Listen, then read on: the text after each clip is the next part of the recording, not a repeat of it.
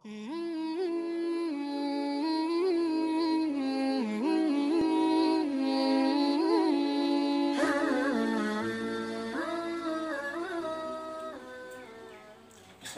warahmatullahi wabarakatuh.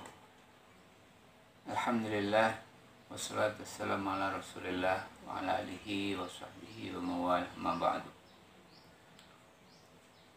Ya ayyuhalladzina amanu taqullaha haqqa tuqatih wa la tamutunna illa wa antum muslimun.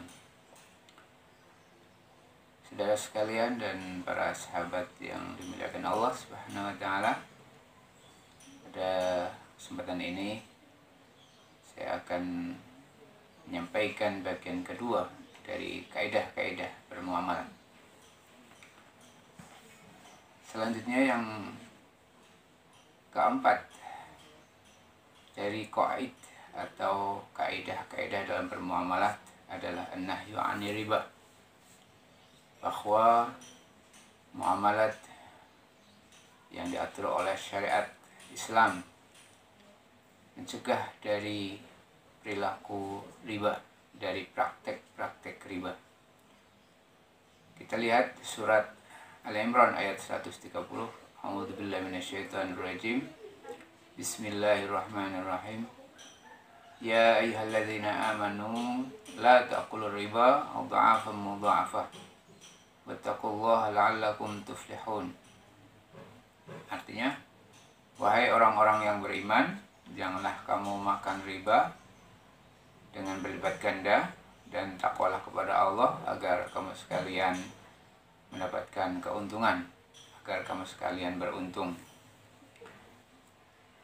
Sahabat sekalian dan saudara sekalian, kita sebagai orang yang beriman tentu saja harus merasa terpanggil oleh ayat ini dan peringatan yang Allah berikan pada kita orang yang beriman agar tidak memakan riba, karena riba itu sangat berbahaya. Dan dasar dari muamalat kita adalah usaha kita untuk menjaga ketakwaan kepada Allah Subhanahu wa taala, agar keuntungan yang kita dapatkan bukan hanya untung dunia, tapi beruntung dunia akhirat.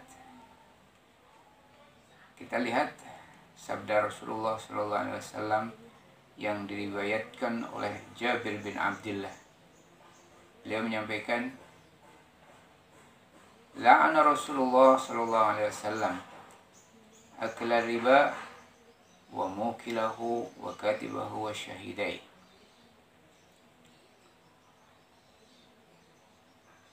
Bahwa Rasulullah SAW melaknat orang yang memakan riba, orang yang menjadi wakil dalam transaksi riba, orang yang menulis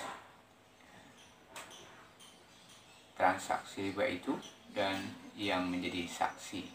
Dua orang yang menjadi saksi. Peringatan ini sebenarnya sangat keras.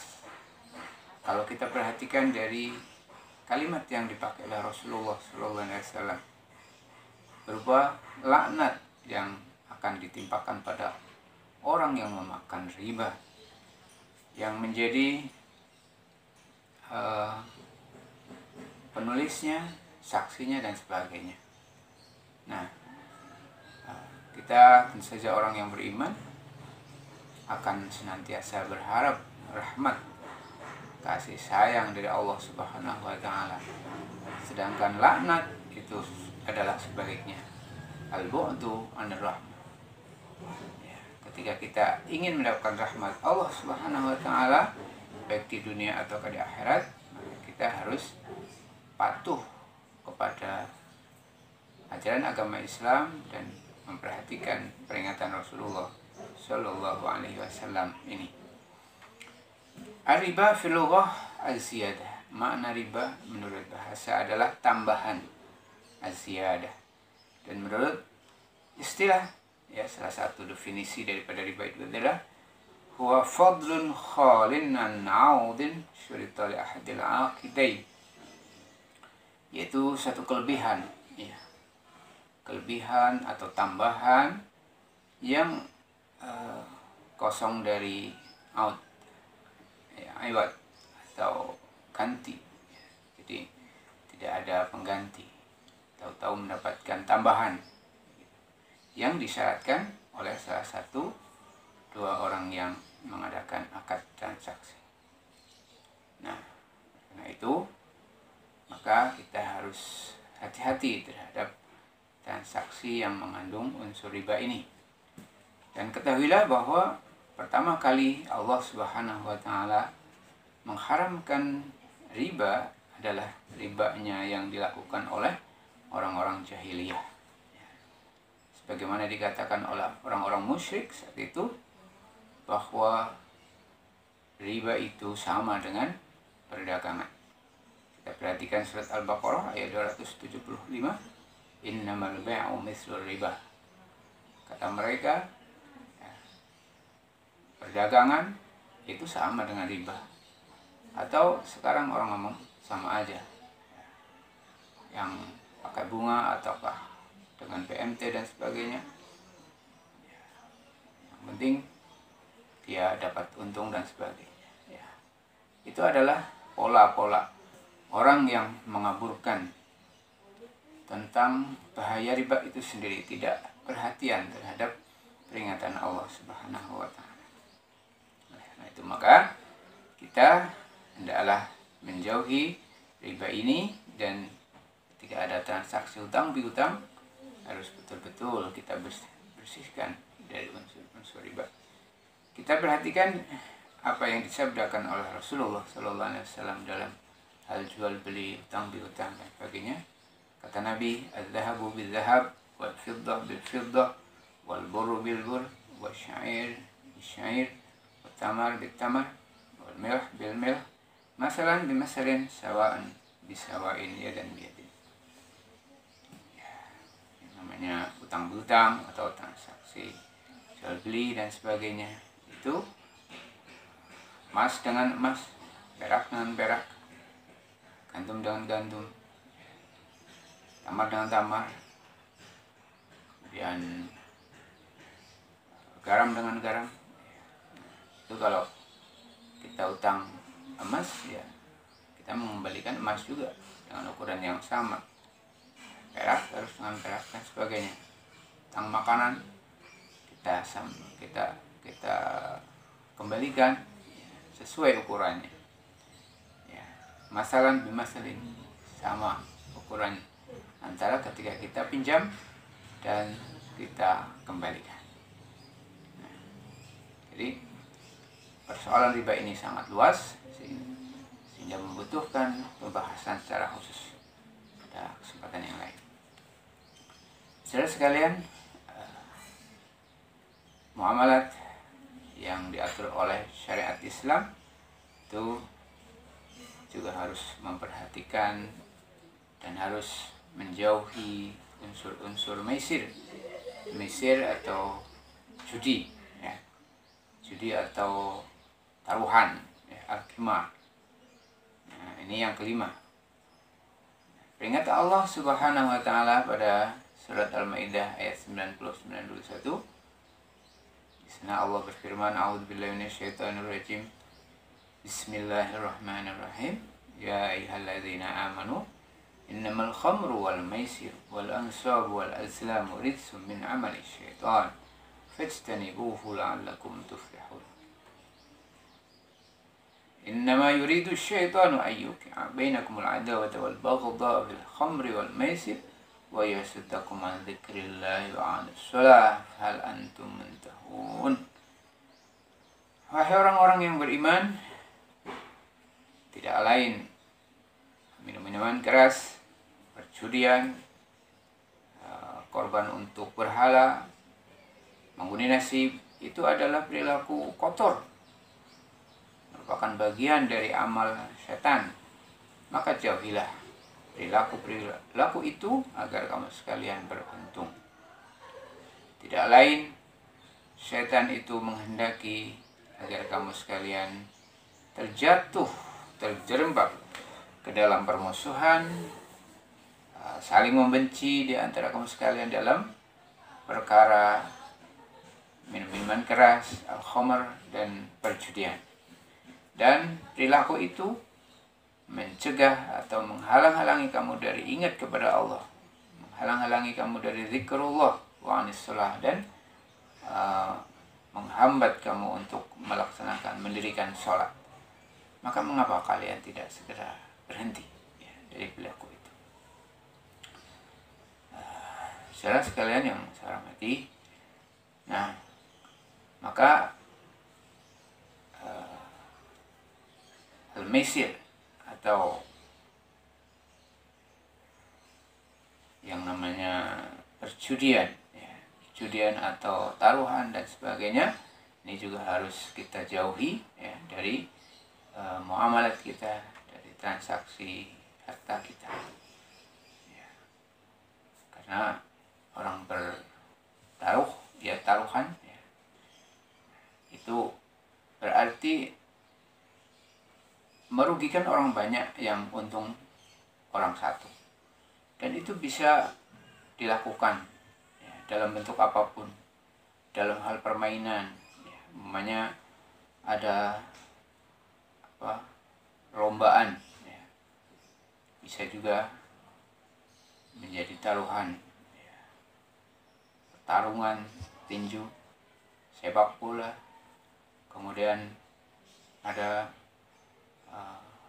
pilihan lurah dan presiden, dan bahkan banyak sekali hal-hal yang kelihatannya baik bisa tercampur atau bisa dibumbui, disertai dengan perilaku taruhan dan perjudian. Nah itu, maka kita harus berhati-hati juga dalam hal memberikan atau mengajak anak-anak dalam bermain.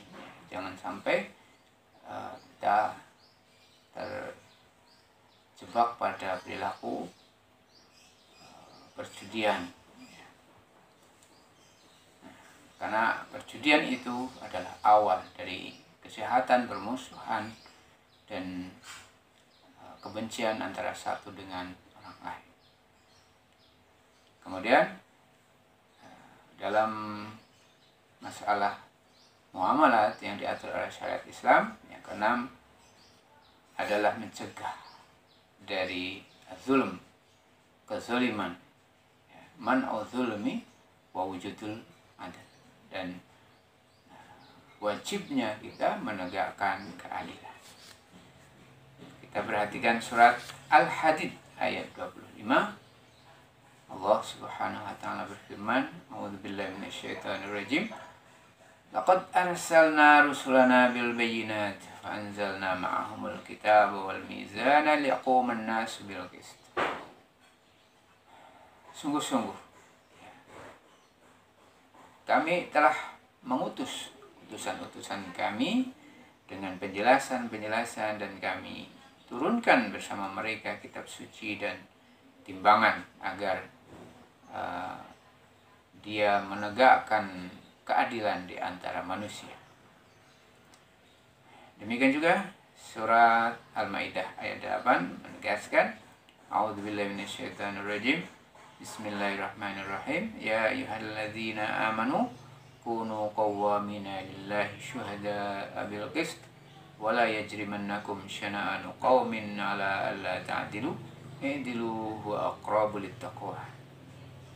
Wahai orang-orang yang beriman, jadilah kamu orang-orang yang menegakkan keadilan, menjadi saksi dengan adil, dan janganlah menarik kamu sekalian, mendorong kamu sekalian kebencian suatu kaum untuk berbuat tidak adil.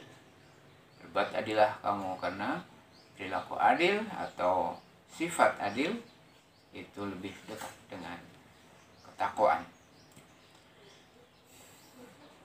Saudara sekalian, kita harus berbuat adil dan tidak boleh merugikan orang.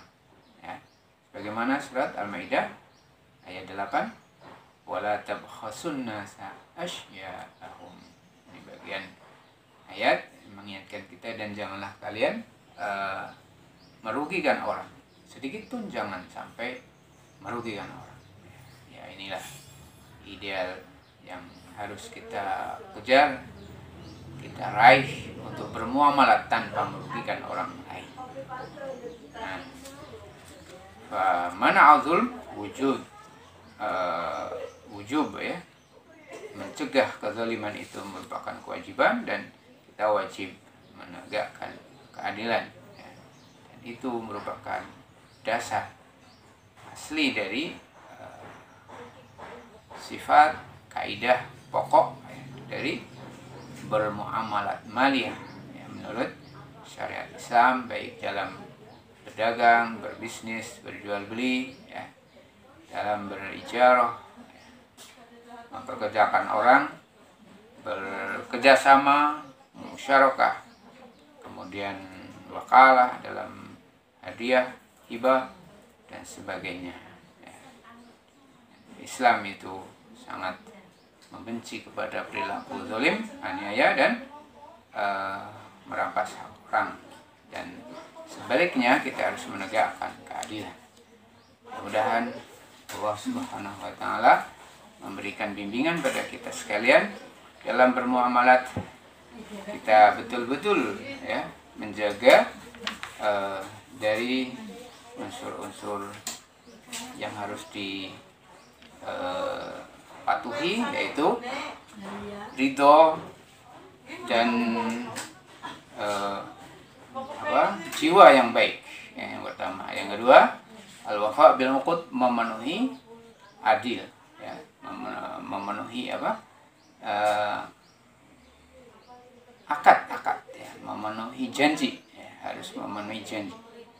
Kemudian mencegah dari al-hurur ya, mencegah dari penipuan, kepalsuan ya, kebohongan dan sebagainya. Mencegah dari riba, mencegah dari maisir, taruhan dan perjudian, dan mencegah dari perilaku zalim atau merugikan orang lain. Mudah-mudahan bermanfaat. Billahi taufiq wal hidayah. Assalamualaikum warahmatullahi wabarakatuh.